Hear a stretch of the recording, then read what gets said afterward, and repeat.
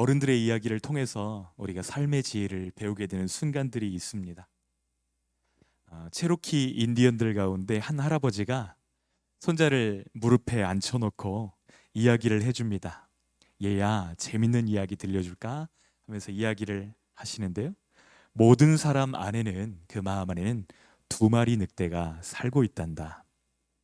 두 마리 늑대는 치열하게 싸우고 있는데 한 마리 늑대는 악하고, 이 늑대는 분노와 질투와 용서하지 않는 마음, 교만, 후회, 분노, 열등, 거짓, 게으름, 두려움, 이런 것으로 똘똘 뭉쳐져 있단다. 반면에 또 다른 한 마리 늑대는 착하단다. 이 늑대는 사랑과 친절과 겸손과 절제, 희망과 용기, 끈기와 인내를 가진 늑대란다. 이 두 마리 늑대가 우리 마음속에서 끊임없이 싸우고 있어. 지금도. 할아버지의 이야기를 듣던 손주가 할아버지께 되묻습니다. 할아버지, 그럼 어떤 늑대가 이겨요? 할아버지가 웃으면서 대답합니다. 그야, 네가 먹이를 주는 놈이 이기지.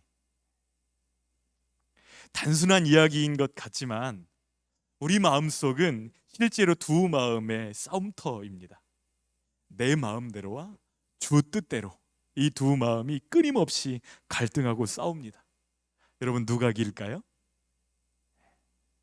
사도 바울은 이 두 마음이 두 마리 늑대가 아니라 육체의 소욕과 성령의 소욕이라고 말씀합니다. 우리 함께 갈라디아서 5장 17절 말씀 한번 같이 읽어볼까요? 시작. 육체의 소욕은 성령을 거스르고 성령은 육체를 거스르나니 이 둘이 서로 대적하므로 너희가 원하는 것을 하지 못하게 하려 함이니라. 우리 세 번역으로도 한번 읽어보겠습니다. 양끝 글씨가 살짝 잘리긴 하지만 한번 읽어보겠습니다. 육체의 욕망은 성령을 거스르고 성령이 바라시는 것은 육체를 거스릅니다. 이 둘이 서로 적대 관계에 있으므로 여러분은 자기가 원하는 일을 할 수 없게 됩니다. 많은 크리스천들이 눈 딱 감고 죄 짓는 거 잘 못합니다. 왜 그렇죠? 하나님이 두렵기 때문에 그렇습니다. 그래도 아는 거예요. 이렇게 하면 벌 받는다는 거. 그렇다고 성령 충만한 삶을 살지도 못합니다. 옛사람의 습관들이 더 편하고 익숙하기 때문에 그렇습니다. 이것도 누리지 못하고 저것도 누리지 못하는 가장 어정쩡한 모습이 많은 신앙인들의 현주소입니다. 언제까지 이 갈등이 계속될까요? 애석하게도 우리가 죽을 때까지 이 갈등은 피할 수가 없습니다. 하나님의 뜻대로 살고 싶은 소원이 있지만 내 마음대로 살려고 하는 옛 자아가 끝도 없이 우리를 잡아당깁니다. 우리만 그런가요? 아닙니다. 이 싸움은 사도 바울 안에도 있었습니다. 로마서 7장 21절로 24절에 사도 바울의 고백을 우리 함께 읽어보았으면 좋겠습니다. 함께 읽겠습니다. 그러므로 내가 한 법을 깨달았노니 곧 선을 행하기 원하는 나에게 악이 함께 있는 것이로다.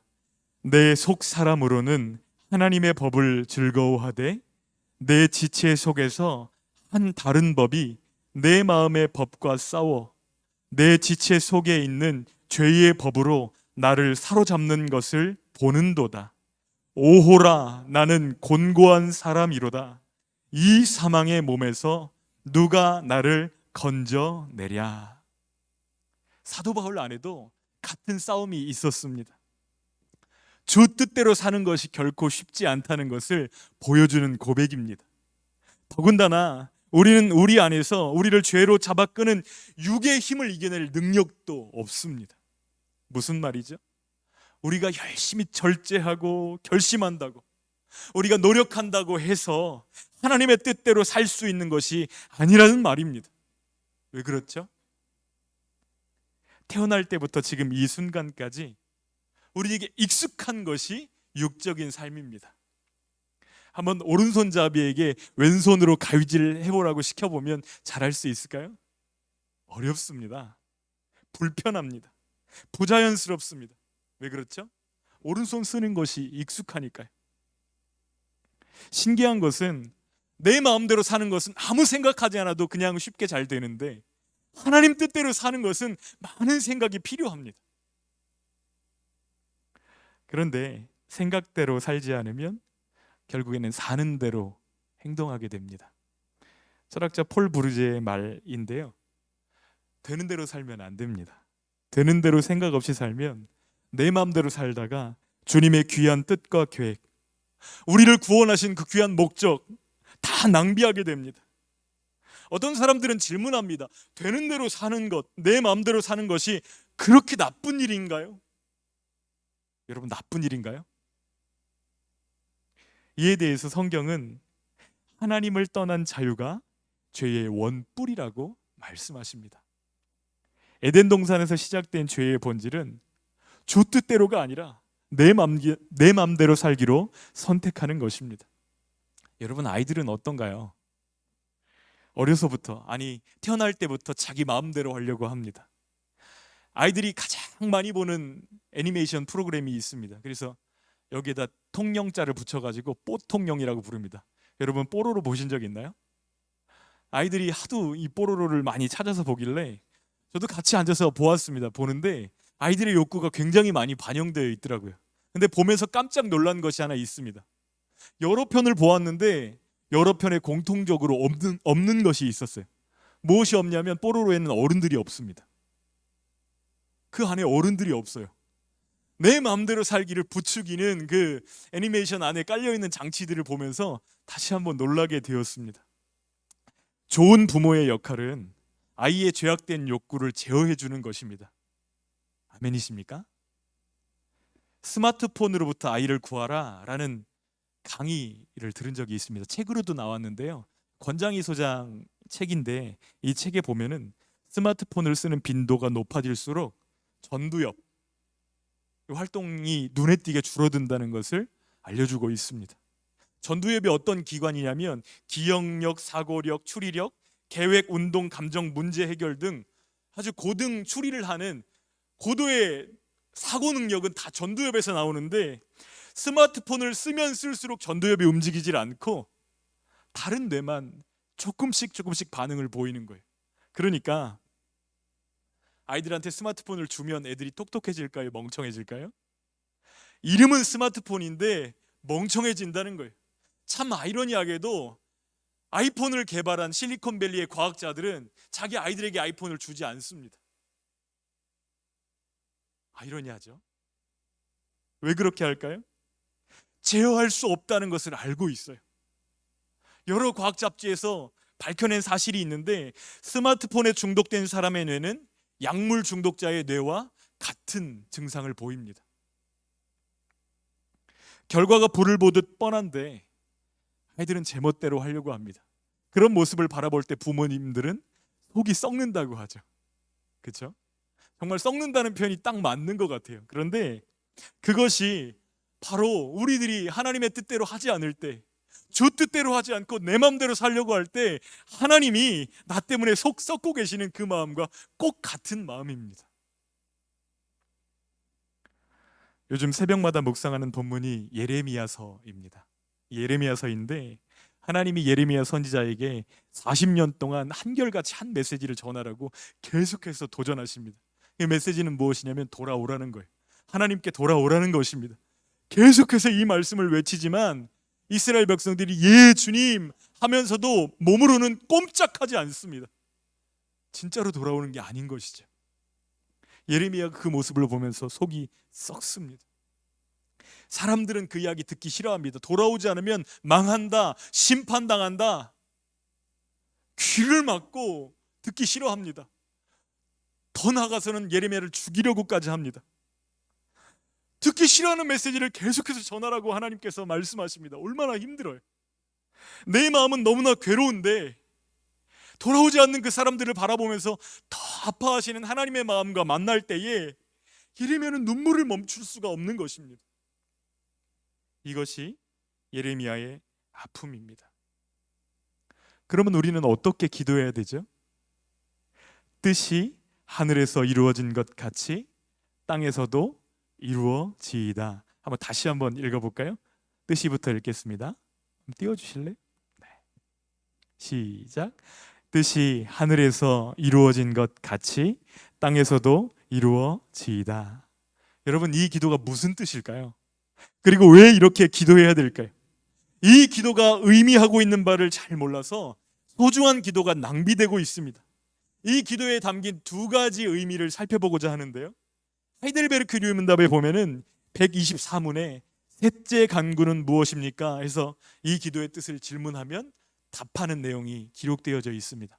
제가 질문을 읽으면 여러분들이 답을 한번 읽어주세요. 셋째 간구는 무엇입니까? 뜻이 하늘에서 이룬 것 같이 땅에서도 이루어지이다로 이러한 간구입니다. 우리와 모든 사람들이 자기 자신의 뜻을 버리고 유일하게 선하신 주님의 뜻에 불평 없이 순종하게 하옵소서. 그리하여 각 사람이 자신의 직분과 소명을 하늘의 천사들처럼 즐거이 그리고 충성스럽게 수행하게 하옵소서. 길게 나와 있지만 동사가 두 개입니다.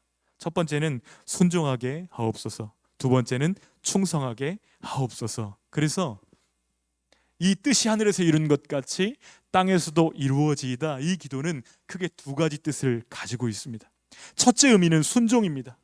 내 뜻대로가 아닌 주 뜻대로 할 수 있는 힘을 달라고 기도하라는 것입니다. 우리가 순종할 힘을 달라고 기도해야 되는 이유는 순종할 능력이 우리 안에 없기 때문에 그렇습니다. 내 마음대로 내 뜻대로 살아왔던 우리, 정말 하나님 말씀에 순종할 능력이 없습니다. 그래서 하신 일이 무엇이죠? 예수 그리스도께서 우리를 구원하시기 위해서 오셨습니다. 우리에게 그 능력으로 찾아오신 것입니다. 여러분 한번 상상해 보십시오. 우리 가정에서 식구들이 다 제 뜻대로 하겠다고 고집하면 그 집안 분위기가 어떻게 될까요? 이런 집안을 세 글자로 콩가루라고 부릅니다. 교회는 어떤가요? 공동체 안에 있는 모든 성도들이 각기 제 소견에 오른 대로, 자기가 원하는 대로, 그 그림대로 교회가 움직여야 한다고 주장한다면 교회는 분해되고 말 것입니다. 사회 구성원들이 제 멋대로 살아간다면 우리 사회는 지옥으로 변하게 될 것입니다. 우리는 죄에서 구원받았습니다. 죄에서 구원받는 이 말을 한번 깊이 생각해 보세요. 죄는 하나님과 나 사이를 분리시킵니다.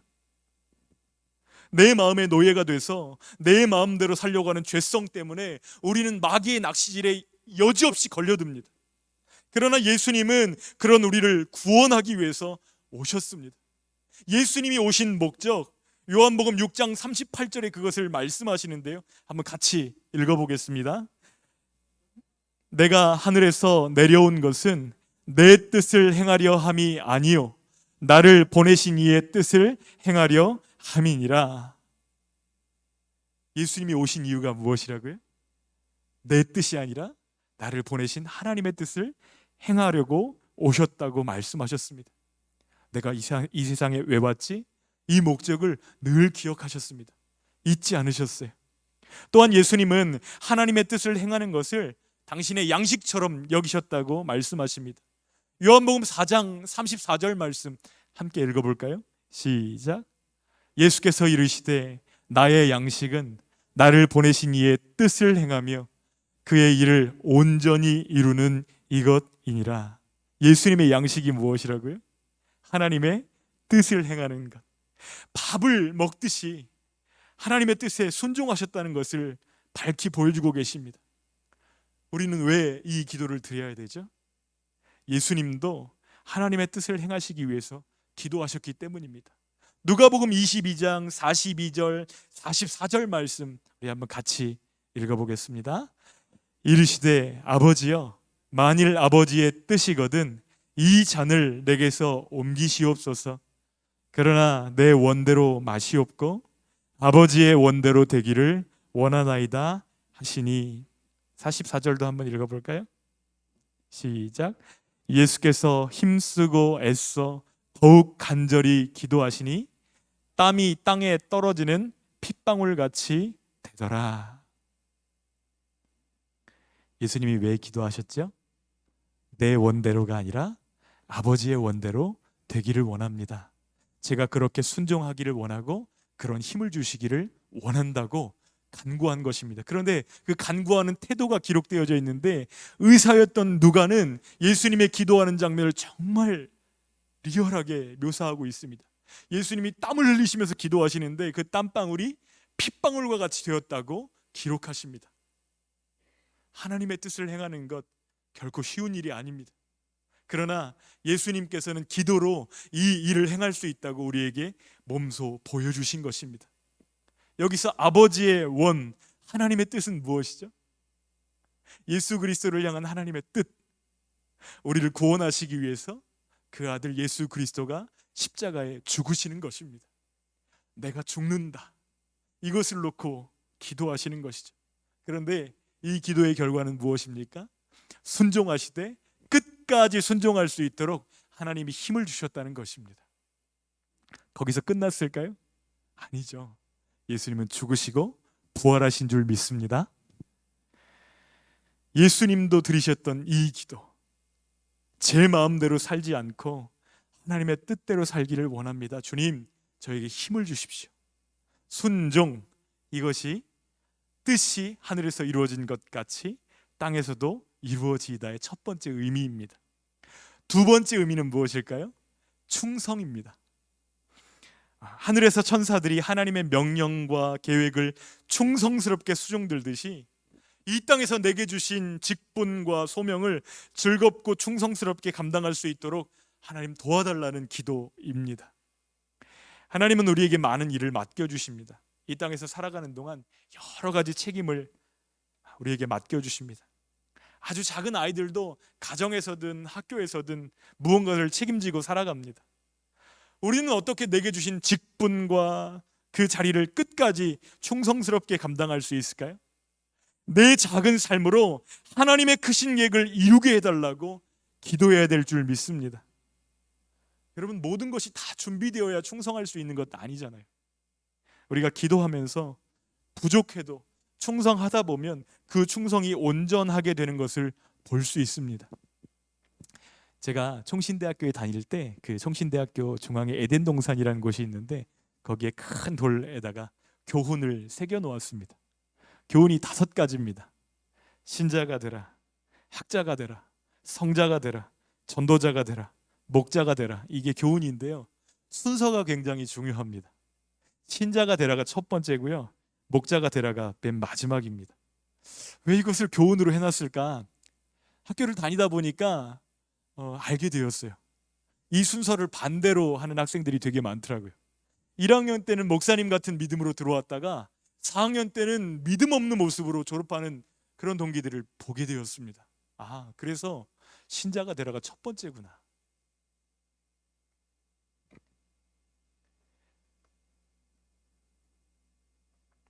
말씀을 전하고 사람을 돌보는 목자로서의 소명보다 앞서는 것은 말씀을 순종하는 신자, 성도로서의 소명입니다. 이것이 훨씬 더 앞에 있습니다. 신자는 어떤 사람이죠? 예수님 믿는 사람이 신자 아닌가요? 예수님을 신뢰함으로 예수님이 무엇을 내게 명령하시든지 예수님 내게 주시는 명령은 가장 좋은 것입니다. 예수님을 믿음으로 순종하는 사람, 충성하는 사람이 참된 신자입니다. 바울이 그렇게 살았습니다. 예루살렘에 가지 마세요. 가시면 반드시 체포당하고 죽게 됩니다.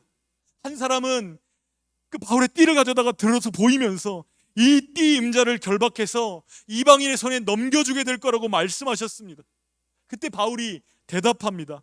여러분, 어찌하여 울어서 내 마음을 상하게 하십니까? 나는 주 예수의 이름을 위하여 결박당할 뿐 아니라 죽을 것도 각오하였습니다. 바울의 유일한 관심사가 무엇이죠? 예수님이 무엇을 기뻐하실까? 여기에 집중되어 있습니다. 우리도 그리해야 합니다. 누가 그렇게 충성할 수 있죠? 되는 대로 사는 사람 아니에요. 적극적으로 충성하기 위해서 이 기도를 주님 앞에 드리는 사람이 그렇게 살 수 있습니다. 어떤 기도요? 뜻이 하늘에서 이룬 것 같이 땅에서도 이루어지이다. 무슬림들은요, 약속 시간에 늦거나 무슨 일이 생기면 인샬라 이렇게 대답을 합니다. 무슨 뜻이냐면 알라의 뜻대로라는 뜻입니다. 알라의 뜻이니까 내가 늦은 거다. 그러니까 너 잔소리하지 마라. 이런 뜻입니다. 그냥 인샬라 그러면 끝이에요. 그런데 여러분 인샬라 무슨 뜻이죠? 나는 책임 없다는 거잖아요. 알라께서 그렇게 허락하셨으니까 그렇게 된 거니까 나는 책임 없다는 것입니다. 근데 우리의 기도는 인샬라와는 다릅니다. 어떻게 다르죠? 뜻이 하늘에서 이룬 것 같이 땅에서도 이루어지기를 원한다고 기도하는 것은 단념과 포기의 기도가 아닙니다. 더 잘 순종하기를 원하고 더 잘 그 뜻을 이루기를 원한다는 기도입니다. 억울한데 억지로 하는 것 아닙니다. 하나님이 벌 주실까 봐 무서워서 그러는 것 아닙니다. 하나님의 뜻이기 때문에 제가 적극적으로 능동적으로 주님께 헌신합니다. 주님의 뜻이 이루어지기를 원하고 저를 통해서 그 일을 이루어드리기를 원합니다. 이 기도인 것이죠. 그런데 많은 크리스천들이 이 기도를 드리지 못합니다. 왜 이 기도 드리지 못할까요? 이 기도가 두렵고 무겁기 때문입니다. 하나님을 믿지 못하기 때문입니다. 머리로는 알아요. 하나님이 선하시고 하나님이 지혜로우시고 우리를 인도하시고 붙드시고 보호하신다는 것 너무나 잘 압니다. 그런데 실천적으로는 불신합니다. 그래서 하나님 마음대로 하세요 이렇게 기도할 수가 없는 것이죠. 혹시 나를 선교사로 보내면 어떡하시나? 나 이건 정말 하기 싫은데 하나님이 그것 하라고 하면 어떡하지? 우리 마음속에는 하나님을 향한 불신이 하나님을 향한 신앙과 항상 싸움을 합니다. 제가 존경하는 저희 멘토 목사님이 이 기도에 대한 설교를 하시면서 이런 예화를 드셨던 것이 기억납니다. 한번 상상하면서 한번 들어보세요. 집에 손님을 초대하고 정성껏 음식을 준비합니다. 많은 음식을 차렸어요. 상다리가 부러질 만큼 차렸는데 먹기를 주저하는 손님의 모습을 한번 상상해 보십시오. 제가 정성껏 준비했습니다. 오실 것 알고 정말 제 마음을 담아서 준비했습니다. 좀 드셔보세요. 자꾸 권하니까 마지못해 한 젓가락을 탁 뜨는데 벌레 씹은 표정을 하고 앉아있다면 대접하는 사람이 질문할 거예요. 혹시 음식이 입에 안 맞으세요? 아니면 혹시 좀 몸이 많이 아프세요? 이렇게 물어볼 것입니다. 그때 손님이 이렇게 대답합니다. 혹시 이 음식에 약 타신 거 아니에요? 그 말은 그 손님을 당장 쫓아낼 수 있는 이유가 됩니다. 왜 그렇죠? 음식을 대접하는 사람을 모독하는 말이기 때문에 그렇습니다. 내가 당신 믿지 못하겠다는 거예요. 우리는 어떤 음식점에 가서도 아무 의심 없이 음식을 먹으면서 우리는 왜 하나님에 대해서는 그렇게 의심과 경계를 늦추지 않습니까? 하나님이 요구하시는 것은 딱 한 가지밖에 없습니다. 믿음입니다. 하나님이 좋은 것을 주시고 우리를 사랑하신다고 고백하는 그 고백을 실제로 믿고 그 믿음 가운데 기도하는 것을 하나님은 우리에게 요구하십니다. 제가 이 믿음에 대해서 생각할 때에 늘 생각나는 장면이 하나 있습니다. 제가 군 생활할 때에 헬기 레펠 훈련을 받는데요. 줄 한 가닥에다 정말 몸을 맡기고 뛰어내립니다. 근데 가장 재밌고 가장 스릴이 있었어요. 로프 한 가닥에다 몸을 맡기고 쫙 뛰어내리는데 줄이 끊어지지 않을 걸 아니까, 그것을 믿으니까 뛸 수 있는 것 아닌가요? 만약에 내가 여기서 뛰어내렸다가 죽으면 어떡하지? 못 뜁니다. 계급이 문제가 아니고 믿음이 문제더라고요. 병장이라도요, 두려움 가운데 사로잡히면 못 뛰더라고요. 그런데 안 죽어. 이 줄 믿고 탁 뛰어내리는 사람은 너무나 즐겁게 뛰어내립니다. 그리고 나서 생명수당을 받습니다. 16만 원씩 나와요. 한번 딱 뛰면. 그날은 PX 가는 날입니다. 너무너무 재밌죠. 1년에 4번씩 이 훈련을 하는데 끊어지지 않는다는 믿음이 있기 때문에 뛸 수 있다. 로프 한 가닥에도 그렇게 목숨을 맡길 수 있다면 나를 구원하시기 위해서 이 땅 가운데 내려오신 예수님, 나를 구원하시기 위해서 생명까지 내어주신 예수님, 그 예수님께 나의 신앙, 나의 믿음을 드리는 것이 뭐 그렇게 어려울 일이 있을까? 생명까지 주셨는데 무엇을 내게 아끼실까? 믿음에 대해서 생각하게 되는 것입니다. 여러분, 하나님의 뜻이 최선입니다. 그래서 바울은 이렇게 명령합니다. 로마서 12장 2절 말씀 우리 한번 같이 읽겠습니다. 시작. 너희는 이 세대를 본받지 말고 오직 마음을 새롭게 함으로 변화를 받아 하나님의 선하시고 기뻐하시고 온전하신 뜻이 무엇인지 분별하도록 하라. 하나님의 뜻이 선하시고 온전하시다고 고백하고 있습니다. 그 뜻이 어디 있는지 분별하기만 하면 된다는 거예요. 하나님의 뜻대로 하는 것이 최선입니다. 언제나 그렇습니다. 우리가 순종하면 하나님을 더 알게 되고, 하나님을 알게 되면 하나님을 향한 믿음이 또 자라게 됩니다. 이것이 믿음의 선순환입니다. 저는 이곳에 모여있는 우리 모두가 하나님을 알고 하나님과 마음이 통하고 하나님을 신뢰하는 자녀 되기를 소원합니다. 그런데 예수님이 물으세요. 누가 내 어머니고 누가 내 형제들이냐, 누가 내 가족이냐, 이렇게 마태복음 12장 48절로 50절에 물으십니다. 누가 내 어머니며 내 동생들이냐? 손을 내밀어서 제자들을 가리키시면서 말씀하십니다. 나의 어머니와 나의 동생들을 보라. 누구든지 하늘에 계신 내 아버지의 뜻대로 하는 자가 내 형제요 자매요 어머니이니라 하시니라. 누가 하나님의 가족인가요? 하나님의 뜻대로 행하는 자가 하나님의 가족이라고 말씀하십니다. 뜻이 하늘에서 이루어진 것 같이 땅에서도 이루어지이다. 하나님의 가족이라면 마땅히 드려야 될 기도인 줄 믿습니다. 사형리 중에 보면은 이 두 개의 그림이 나옵니다. 왼쪽에 있는 그림은 내가 나의 주인인 사람입니다. 보면은 내 마음의 그 보좌에 내가 앉아 있습니다. 내 뜻대로 내 마음대로 행하는 사람입니다. 내 인생의 왕좌에 나 자신이 앉아 있고 예수 그리스도는 그 원 바깥에 있습니다. 모든 일을 나 자신이 주관하기 때문에 자주 좌절과 혼란에 빠집니다. 오른쪽에 있는 그림은 예수 그리스도가 나의 주인인 사람입니다. 그 인생의 보좌 가운데 예수 그리스도께서 앉아 계시고 나는 그 의자에서 내려와서 그 옆에 주님을 경배합니다. 주 뜻대로 주님 마음대로 행하는 사람입니다. 예수 그리스도께 모든 것을 맡긴 사람이죠. 모든 일들을 예수님께 맡겼으니까 누가 주관하시겠어요? 그리스도께서 주관하십니다. 그래서 하나님의 계획과 일치된 삶을 살게 되고 모든 일들이 균형을 이루게 되는 것이죠. 이 두 그림 중에서 어떤 그림이 여러분의 삶을 더 잘 보여주시는 그림입니까? 왼쪽에 있는 그림인가요? 오른쪽에 있는 그림인가요? 두 번째 질문은 여러분은 어떤 그림처럼 살기를 원하십니까? 내가 주인인 삶입니까? 예수님이 주인인 삶입니까? 고린도전서 1장 25절 말씀에 우리가 하나님을 의지하고 하나님을 신뢰해야 될 충분한 이유를 바울은 고백합니다. 우리 한번 같이 읽어볼까요? 하나님의 어리석음이 사람보다 지혜롭고 하나님의 약하심이 사람보다 강하니라. 우리 한 번만 더 읽어볼까요? 하나님의 어리석음이 사람보다 지혜롭고 하나님의 약하심이 사람보다 강하니라. 그러므로 뜻이 하늘에서 이루어진 것 같이 땅에서도 이루어지이다.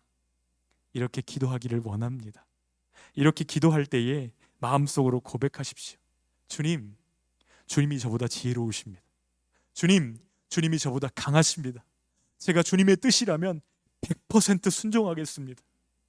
여러분, 이 마음으로 이 기도를 드리는 저와 여러분들 되어지기를 소원합니다.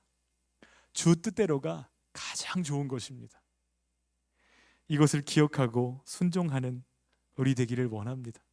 여러분, 여러분의 신앙생활을 돌아볼 때 피곤하십니까? 힘드십니까? 정말 쉼을 원하신다고 한다면 핸들을 예수님께 맡기십시오.